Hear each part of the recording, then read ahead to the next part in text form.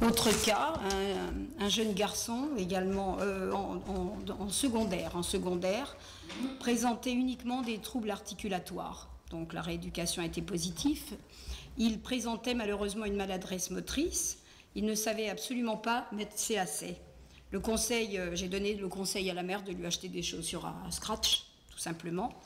Les coloriages illustrant les poésies, il n'y arrivait pas non plus, donc j'ai demandé aux parents de colorier eux-mêmes. Voilà, il a eu deux sauts de classe et a passé 2 années de suite le concours kangourou avec succès.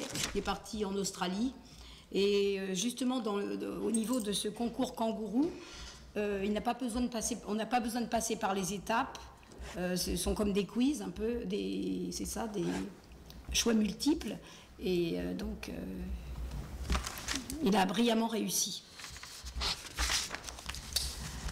J'ai un autre petit garçon sa rééducation est en cours. J'ai soupçonné qu'il avait un retard de langage et un bégaiement. Il a fait de très nets progrès, le bégaiement a régressé, il est encore à surveiller. J'ai soupçonné une précocité, le test l'a confirmé. L'institutrice a préféré dire aux parents qu'elle était consciente de cela, mais qu'il était bien, qu'il se sentait bien dans sa classe, et la mère n'a pas insisté.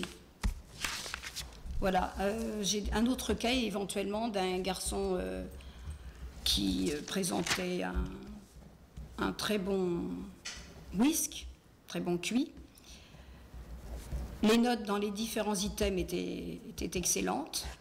Il avait simplement un retard de langage phonétique important, articulatoire donc, et un zézément, trouble articulatoire, une interposition linguale et une déglutition primaire, c'est-à-dire une déglutition comme les enfants en phase liquide, et quand la phase doit passer à la phase solide, la langue doit être mise en arrière, enfin bon, avalée en arrière.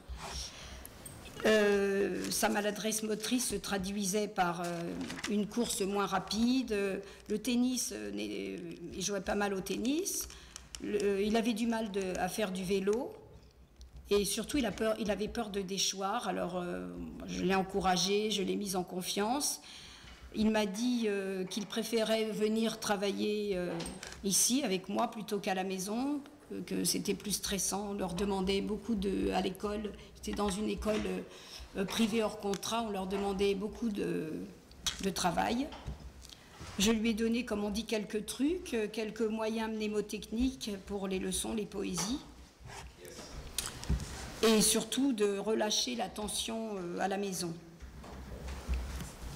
Il a progressé vite. Cela a créé un cercle vertueux et il me dit encore, tu te souviens quand je disais papy au lieu de tapis? Personnel, ça se passe très bien. Dans la mesure du possible, je m'intéresse au devenir du précoce. Je vais pas trop vite.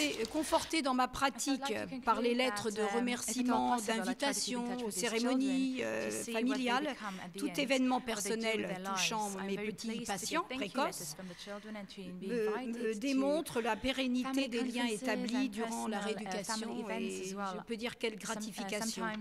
Quant à la conclusion générale, pouvons-nous espérer dans ce haut lieu de culture qu'est l'UNESCO que ce congrès organisé par Mensa contribuera à consolider la cause de nos précoces en partenariat avec les pouvoirs publics et l'éducation nationale?